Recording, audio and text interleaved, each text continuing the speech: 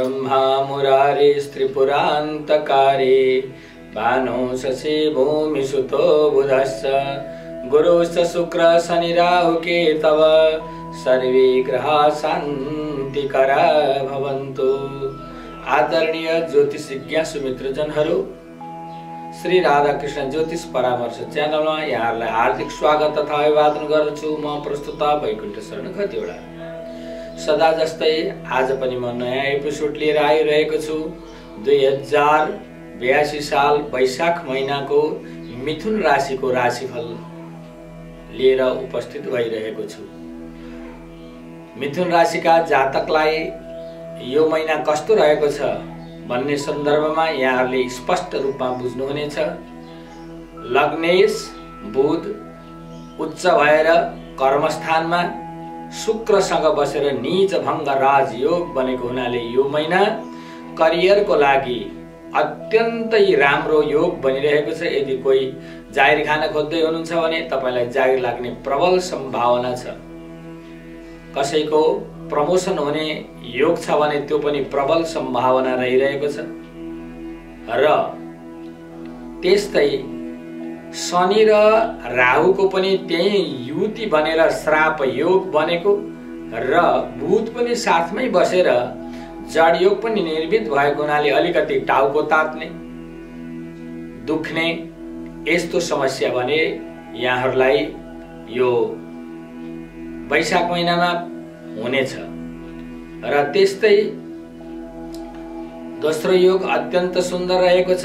आम्दानी त हुन्छ तर बैंक ब्यालेन्स भावमा अर्थात् द्वितीय भावमा नीचो ग्रह बसेको कारणले गर्दाखेरि ब्यालेन्स हुने सम्भावना कम छ, तर आम्दानी भने अवश्यमेव प्राप्त हुन सक्दछ। द्वितीय भाव वाणी भाव पनि हो, त्यहाँ नीच मङ्गल भएको कारणले गर्दाखेरि वाणीलाई नियन्त्रण गर्न अत्यन्त आवश्यक छ, किनकि कहिलेकाहीँ मुखबाट त्यस्ता नराम्रा वाणीहरू पनि आउन सक्ने योग यो कुण्डलीमा रहिरहेको छ यो वैशाख महिनामा। त्यस्तै द्वादशेश र गृहस्थको सम्बन्ध बनिरहेको छ। यहाँ द्वादशेश र गृहस्थको सम्बन्धी भन्दाखेरि प्रपर्टीमा अर्थात् सम्पत्ति विवाद हुने हुनाले कुनै पनि घरको अंशबण्डा गर्ने क्रममा अथवा भाइ भाइहरूमा अथवा साझेदारीमा कुनै पनि कार्य गर्दै हुनुहुन्छ भने सम्पत्ति विवादको योग पनि यो महिनामा लिएर आएको छ। र साथसाथै सवारी भावमा तीन पाप ग्रहको प्रभाव परेको हुनाले सवारी साधन चलाउँदाखेरि अत्यन्तै होसियार रहनुपर्ने योग रहेको छ, किनकि चोटपटकको सम्भावना ज्यादातर मात्रामा देखिरहेको छ। यदि कसैले सेयर मार्केटमा लगानी गर्दै हुनुहुन्छ भनेदेखि एकदम राम्रो हुन्छ, तपाईले गर्दा हुन्छ। सेयर मार्केटमा गरेको लगानी तपाईको खेर जानेवाला छैन।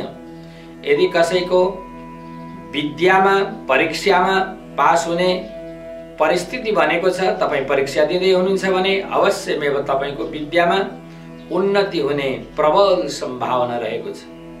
दाम्पत्य जीवनमा कुरा गर्दाखेरि जीवन साथीको वैदेशिक योग बनेको अथवा जीवन साथी एक आपसमा छुट्टिएर टाढा टाढा बस्ने योग पनि बनिरहेको छ। र रोगको सन्दर्भमा कुरा गर्दाखेरि आँत र आँखामा समस्या हुन सक्छ, कब्जियत हुन सक्छ। र त्यस्तै भाग्येश शनि दशम भावमा केन्द्र त्रिकोणको सम्बन्धमा बसेको हुनाले करियर भनेको अत्यन्तै सफलता प्राप्त हुने सम्भावना रहिरहेको छ। पराक्रमको वृद्धि हुन्छ, किनकि पराक्रमी स्वयं सूर्य लाभ भावमा उच्च भएर बसेको हुनाले र लाभ भावमा बसेका उच्च सूर्य त्यहाँका विशिष्ट कारक पनि बनेका छन्, जसले गर्दाखेरि पराक्रमको अत्यन्त राम्रो वृद्धि हुने योग यो महिनामा परिरहेको छ।